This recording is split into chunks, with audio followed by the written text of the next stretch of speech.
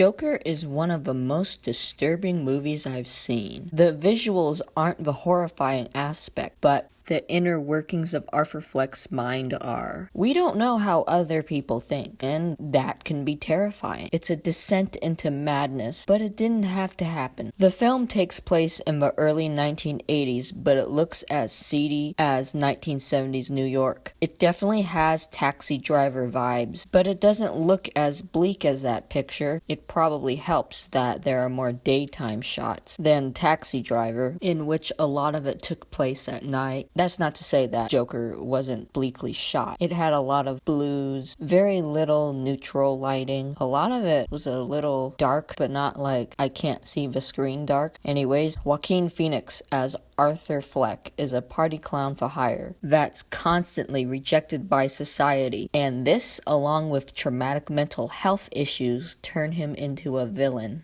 Joker is unnerving. Like, you don't even know what's real and what's in Arthur Fleck's head. It's sort of obvious in some cases, but in others, it's uncertain. It gets confusing before it reveals itself because no average normal person would do any of the stuff in this movie at all. But the movie doesn't play too coy with that, and you do realize what events actually happened. I'm happy that it makes it clear what were the delusions and what was reality towards the end. The Joker from Christopher Nolan's The Dark Knight was scary because we didn't know why he was an anarchist. This film tells us of the path that the Joker took to become a sadistic and nihilistic villain. The unknown quality of Ledger's Joker allowed us to speculate about his origins. I couldn't have thought up Phoenix's Joker because I'm not disturbed like that. It was like watching an origin story of a serial killer. Think Dahmer or Bundy or Gacy or any of those sick people. The dude has problems with women and has weird as heck pictures of them in his journal. It reminded me of another disturbed fictional character, Patrick Bateman from American Psycho. Joker is not a standard comic book movie at all. I wouldn't have thought it was if it didn't have references to other DC elements. I wouldn't be surprised if Joaquin Phoenix gets nominated for an Oscar for lead actor. However, because this movie is controversial, there is a chance he might not. He would deserve it though, regardless. Phoenix is gaunt as he lost a lot of weight to play Arthur. His body looking like it gradually wasted away over time fits because Arthur looks like he does not want to be here, nor belongs in this world, yet he still survives. That creepy vibe that he has is reminiscent of his other character, Commodus from Gladiator. The bizarre laughing fits and the careful poetic gesticulations present a man trying to avoid opening the Pandora's box to his own psyche. I thought that the gestures were solely crafted by Arthur at first, but some of them look similar to the theatrics from late-night talk show host of Gotham City, Murray Franklin. It looks like a way to process his emotions after extreme events. Arthur appears to be more disturbed than Travis Bickle of Taxi Driver. Bickle knew a little more on what's right and wrong, but there's no distinction between those things with the Joker character. He doesn't care anymore to repress himself. It helps that Bickle is supposed to be some guy that just got out of Vietnam, whereas the Joker is a comic book character that happens to be grounded in some realism,